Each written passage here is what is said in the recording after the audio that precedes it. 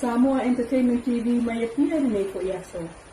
E tala se inal tamai va a pe se alia whangota le na malanga mai Amerika Samoa le soluono a perila e wha moe mo savai.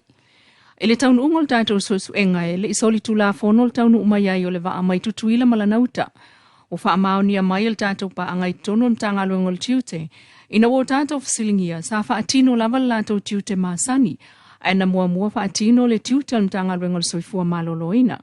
Malongo ai isi vaenga e pe o le customs ma le quarantine. Na fasiringia fo ela o le tio polensia le officer soifua maloloina le mta upulava lea. Masao no le li officer na ngafa ma le siaki no le vaa.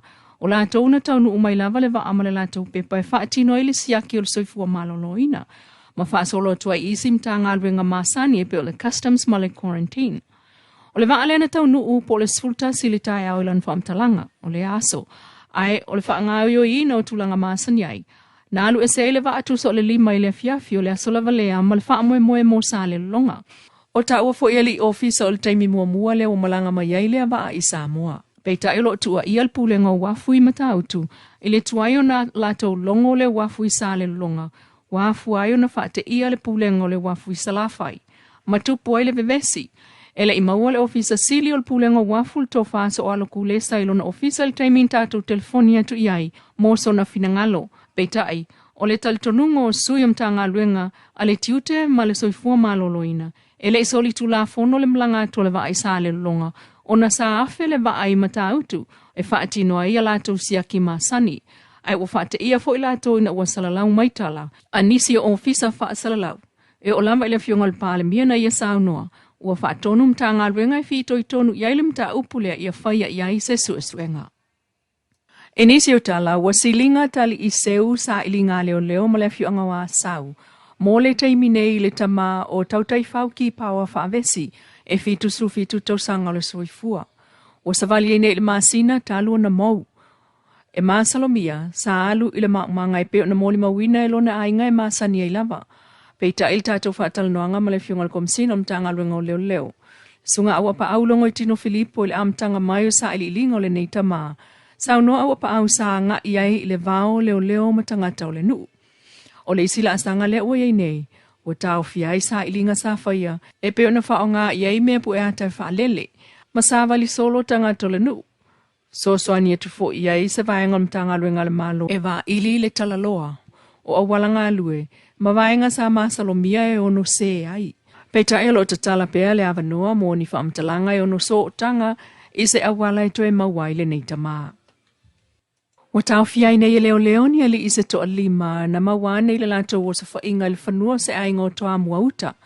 O tau fiai ali ima le whai ungol vaya so e whaia iai so inga maasani leo e tali ai le taime tula iai e tali o lato mulianga. O leo sa whainga lea na mawane ai le whaamilinga o marijuana ma ua lima nei o leo. O mo lima wina ile pulenga mtanga aluenga le sawa o le alu. A whanau talavou o lo oia i nei le whaafai le ina o la au whaasa, ma whaatau, peitai, o le ngā ruenga whai whaatasi, o le maua leo se Samoa, saunga le mu. E leo ilo stai me tula iai i la tau ia to lima il whaamsinonga e tali mo lianga o le umio o la au whaasa ina, ai o lo whai a peso so e ngā whaau. Ale mta ngā ruenga o leo le tu iti tia o fuala au whaasa ina, ilo tātou tanu. Ua talimalo ai nei Samoa il whelua i ngā whalapo tuputonga o le PACER Plus, po le Pacific Agreement on Closer Economic Relations Plus, po le li o leo malo al Pasifika o whaia se malienga ilo lato so tanga whaaltamau a inga, e au fiai le Tukuki, Kiribati, Niue, Samoa, Solomon Island, o Tonga, Tuvalu, ma Vanuatu. O le PACER Plus pau lea o le malienga tu usa o loto, i le Pasifika o whaamautuan au aunanga tau whaatau inga.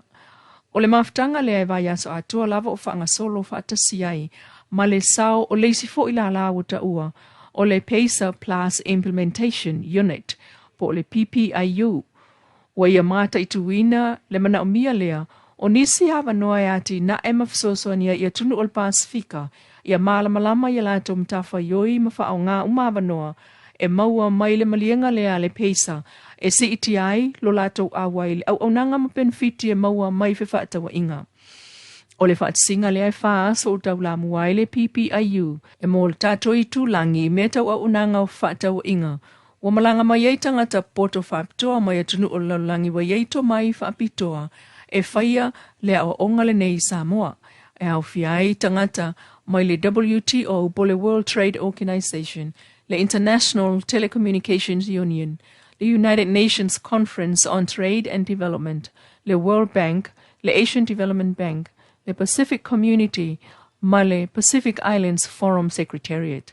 Lo awai mai ei foi, matangata po poto whaapitoa mai le ASEAN po o le Association of Southeast Asian Nations. E whaasoa mai a lato foi au o nanga tau whawhatawa inga o oloa, o lo o whaia i o lato i tulangi, ma awala e ono whaaonga ai i le Pasifika.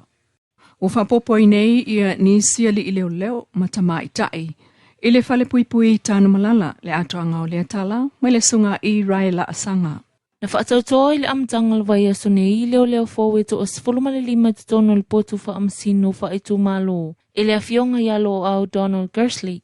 I le mai a neo vai aso i fitu sa whaia i tole ninga masu enga so utanga mali tūlanga o whaatautoa ai. O le avele am ofisa le whale pui pui tan malala vai a ata mauluman. Maul au wha umua le talo na tu vai vai pe tu isi le vai ngau leo leo ma le vai ngau whale pui pui. O lea to o sifuru lima to o iwa ta maitai, ai to o ono ali.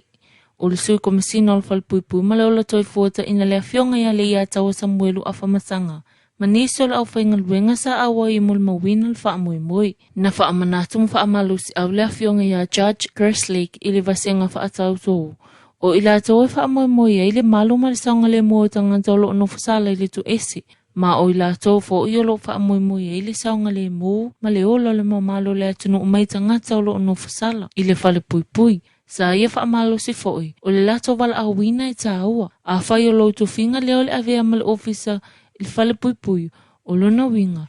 E mana au mia le whai a mal wha maoni lunga le tū la fono. E au noa ma se wha ataita e lunga pol wha i tū au le ngalwenga.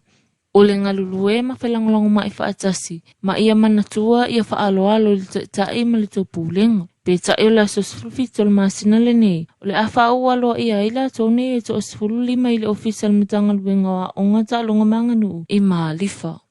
I niso tala, o le maliliu peo tangata matupulanga le mai o whatunga o po le kidney, e au fia e matua a o alo i whaatino i le au whai pese lau i lo le puni a lava a. O le aunga le amal wha moi moi wa utasi ai o le awha isa konsetsele le asfara i le luas fulua no le masina le neo me i le hall ale to oasa la masina i a pia. I le whailoa inga la vasenga tu stala mata ita i le au whai pese le sunga ia la le pete ruma le whale tua. Na la sa unoa ai o a umani tupe o le amawa le wha moi moi. O le a ave umama o whaatu le National Kidney Foundation i Samoa. E whai mo la tau tau i le ngase na maliwa ilo la tau tu a wa whai ilangi le fōlaunga. O le National Kidney Foundation wha awai mai le tausanga lua whema le lima. La tau teo whaatu le visuswani tangata Samoa o lo maua le ngase le whatunga o. Ma o lo o ilo la tau mo i mitinga i fia fausia, ma fia whaalelea atili le au nanga mo le mamalo le atunu o lo mna mia le visuswani. Peita e wa whaeloa mai le au whai pese le asoana nafi. O wha ngā solo nei ona wha atau tickets mo lea kona seti. E lua se lau tala i le lau. Mo tangata e to o se fulu. O wa tamua nā mai a pia nei tūla e manuia taunu mangal nei fo i aso.